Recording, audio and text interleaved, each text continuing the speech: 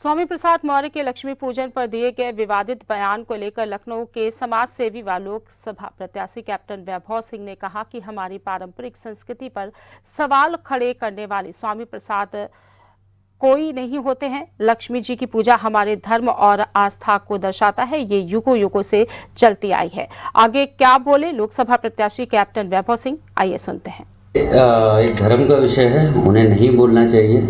लक्ष्मी जी की पूजा हमारा धर्म और हमारी आस्था को दर्शाता है। हम किसी की भी पूजा कर रहे हैं वो सिर्फ धर्म और आस्था के लिए है। हमारे धर्म और हमारी आस्था जहाँ तक भी चलती रहेगी हम वहाँ तक लेके जाएंगे। हम दीपोत्सव करते हैं तो उनको उससे भी तकलीफ होगी, तो उनको बता दीजिए कि हमारे धर्म और आस्था के बीच में उन्हें टिप्पणी करने की ज़रूरत नहीं है, ना हम उनके धर्म और आस्था के बीच में टिप्पणी कर रहे हैं। हो सकता है उनके ऊपर भी कभी उनकी पूजा सफल हुई हो, उनके ऊपर भी लक्ष्मी जी प्रसन्न हुई थी, तभी वो कैबिनेट में एक बार बैठ चुके हैं। और अब जब वो कैबिनेट में नहीं है या उनके पास अब उस तरह का कोई प्रोफाइल नहीं है, तो आज वो बता रहे हैं कि लक्ष्मी जी की पूजा वह व्यर्थ है। तो हो सकता है वो भी पूजा करने के बाद ही ये बयान दे रहे होंगे, क्योंकि ये हमारी आस्था का विषय है, हमारे धर्म का।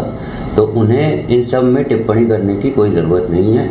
और ठीक है, सम्मानीय हैं, माननीय हैं, ठीक है, सम्मानित हैं, तो अपनी मर्यादा में रह के अपने सारे विकल्प जितने भी हैं उनके पास धर्म आस्था को बीच में बिना लाए, अगर उनके पास लोग हैं, हुजूम है, तो बिना धर्म आस्था के भी वो लोग और हुजूम को इकट्ठा कर सकते हैं। 80 करोड़ भारतीय वो बोल रहे हैं कि गरीब हैं, तो गरीबी के लिए उन्होंने क्या कर दिया?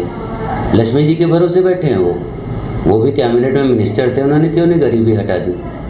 गरीबी हटाने में इस देश की 140 करोड़ जनता है, तो उस हिसाब से अगर 80 करोड़ वो गरीब बता रहे हैं तो उसका प्रमाण कहाँ है कि 80 करोड़ गरीब हैं? गरीबी तो इस समय ख़त्म हो रही है, बेरोजगारी भी थोड़ी थोड़ी ख़त्म हो गई है।